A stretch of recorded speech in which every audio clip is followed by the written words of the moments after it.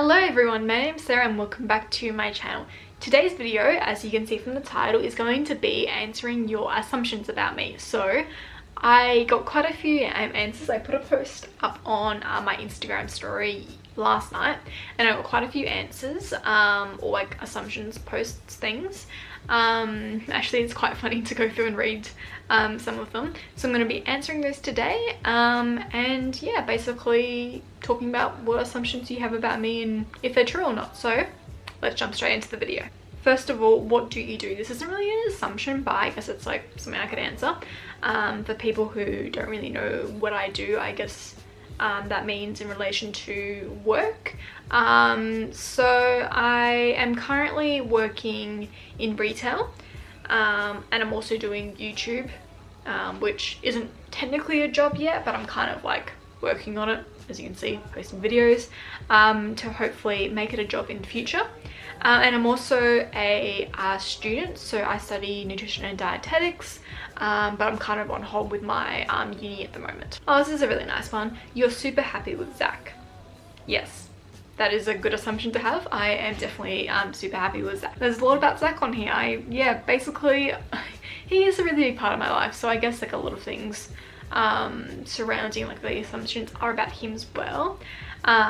This is actually quite funny. You're way better than Zach. I mean, I wouldn't say I'm way better than Zach. Like, that's a really negative mindset to have, I think, in a relationship. I'd say we're pretty equal. I definitely don't think either of us is better than the other. New rims on the Toyota. You guys know well, you may not know, but I have a Toyota Corolla. It's pretty basic. I haven't done anything to it. But the rims do actually need a bit of a fix up. I have like, is it hubcaps on the rims, and they're just a bit damaged. That's not really an assumption, but I don't know. No, I'm not getting new rims anytime soon that I'm aware of. Ooh, this is a juicy one. So being honest, but I think you're trying to be like Zach with YouTube videos and followers, etc. Wow. Okay, so first of all, I am not trying to be like Zach. He is completely different to me with his social media. Like, if I was trying to be like him, don't you think I'd be doing car stuff? That's completely not what I'm into at all. I'm trying to be like him in the sense of I know how much work he is putting in.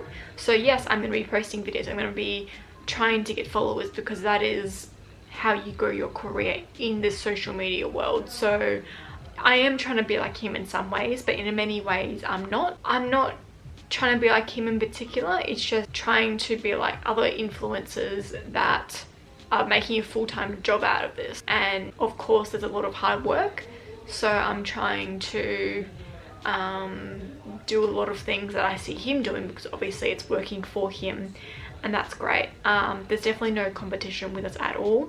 He is completely doing his own separate thing, I'm doing my thing, and we're bouncing ideas of each other, which is a really helpful part of it all. But yeah, I'm not trying to be like him at all. And actually when we first met, he wasn't doing YouTube at all. I remember us having a conversation and he said that it's always something he really wanted to do, but then he like didn't even have his first camera. I actually convinced him to buy the camera that he started vlogging with because he was constantly saying how much he really wanted to do it, and I was really encouraging for him to do that.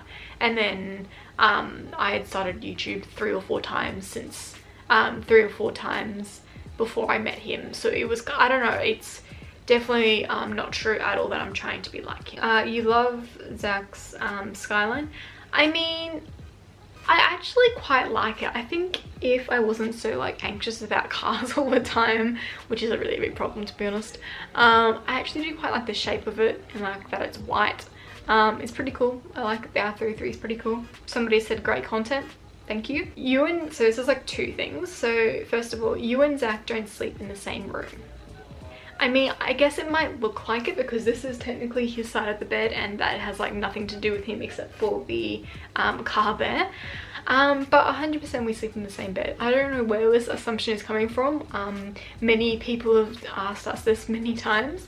I think it's because when I film my like morning routine and like getting up in the morning and I film myself getting out of bed, he's never beside me. But that's only because he wakes up an hour before I do and he's already out doing work. So, and obviously I don't really think he wants to be filmed laying in bed. So he just never really is around during those times. But 100% we always sleep in the same bed. I don't understand that at all. Like we're in a relationship, like we sleep in the same bed. And the second part of that, you want to buy a Ford. I 100% do not want to buy a Ford. Actually, no, I take that back. I don't think I'd ever have a Falcon, but the only Ford I'd probably ever purchase would be a Ford Focus. Is that what they are? Ford Focus. I would probably buy a Ford Focus. If I was ever going to get a Ford of sorts, I would get probably that car. Probably not like my favorite type of car, but yeah, if I was ever going to get a Ford, that would be it, just because I think it's the most similar to the Corolla, and I honestly just like the shape and just the size of my car personally.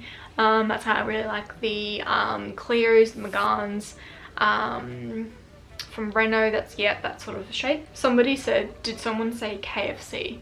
That is not an assumption. I haven't had KFC in maybe 8 years, I want to say. Yeah, so another one is negative comments affect you a lot. That is a fair assumption. They do. I think I worked on things a lot to make myself not feel as affected by negative comments, but 100% negative comments still do affect me. You're the dominant one in your relationship. Okay, so definitely a lot of things about relationships here.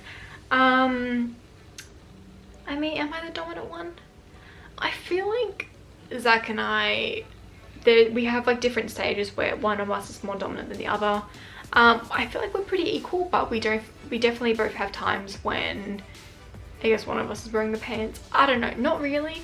I'd say we're pretty 50-50, but I can kind of see how it would come off that I am the more dominant one, just in the sense that I'm definitely more organized than Zach, so I feel like that's a really big thing. So, and I guess along with that, I could come across as like maybe a bit more controlling, but that's just because I feel like sometimes he just needs a bit of help with organization, and me telling him, you know, you should go do that, it's because I know that he should go do it because it would help him.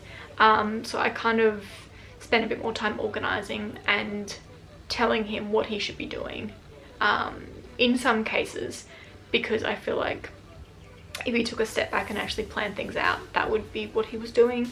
So that would come across as a bit more dominant, I guess. But yeah, I'd say pretty 50-50 with that question. Next one is, you're still struggling with your eating disorder. I'd say yes. I feel like I'm not 100% recovered, but I'm like 90% recovered, I would say. Definitely made so much progress with it. I don't really have like big binges anymore like I used to. I'm pretty good with food actually at the moment. I still basically eat chocolate every day or every second day, but I'm just having it in much more moderation, and I'm just so much better with around food. And I feel like a lot of it was to do with me being vegan. Like, I was vegan for 3 years, and like food just controlled my life completely. And it took like 2 years of not being vegan, just being vegetarian, to sort of get over that. And I still have this big obsession with food, but I feel like now I have lots of other things in my life that make me happy, and I'm not just like solely focused on food. So yeah, I would say yes and no, but yeah, mainly getting over it. So the last one I'm going to answer, because yeah, that 10-minute video. So not an assumption, it's a question, but why do you never go on holidays with Zach? So I guess these recent holidays would be his Japan trip, his road trip, and his, I guess, his trip to Perth, and then previous to that his America trip. So for one, up until 5 months ago, I had never worked, so I didn't have any money to go overseas with him to America, so that's why I didn't go with him then.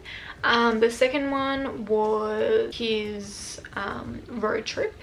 I didn't go with him then because I had gotten my job, my first job, and I had a 2-week blockout period for Christmas and New Year's. If I hadn't started working, I would have 100% gone with him on that road trip, and I will go on future ones, but he was going for like Christmas and New Year's, and he was going over that time where I couldn't leave work, so it was like a bit touch and go there for a while where I was actually going to go on the road trip, just because I didn't have a job when he was first starting to talk about it, and then I got a job, so I didn't end up going.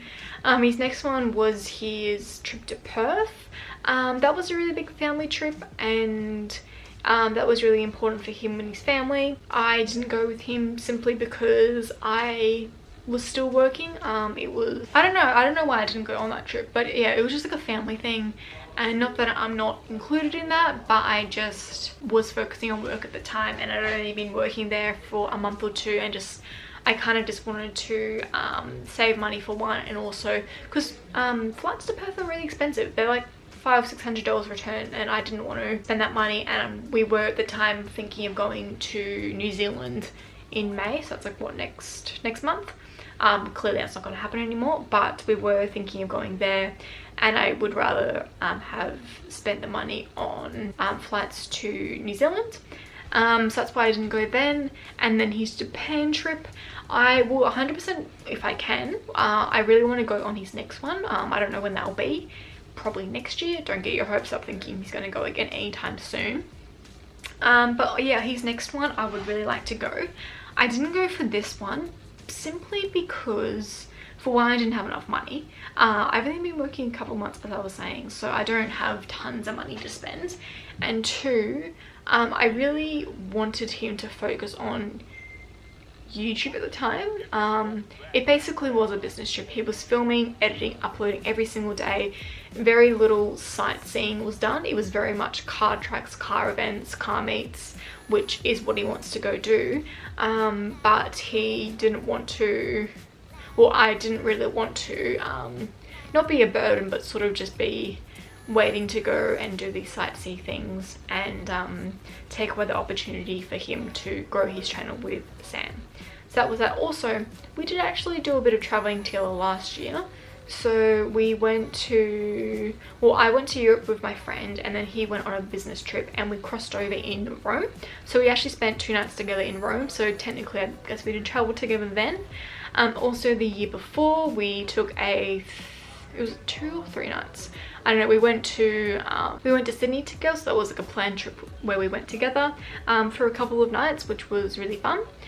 So we do travel together. It's just those bigger trips he has been doing by himself for all the reasons I just discussed. So that is all of the assumptions about me and my life, everything like that. A lot of relationship things, but that's okay, because it's a big part of my life and everything like that. And I obviously know a lot of my viewers are actually from Zach, which is amazing. You guys are really supportive, so thank you so much for watching my videos, even if it's just honestly to catch a glimpse of Zach in my videos. Completely fine. But yeah, I hope you really enjoyed this video, and I will see you in my next one. Bye guys.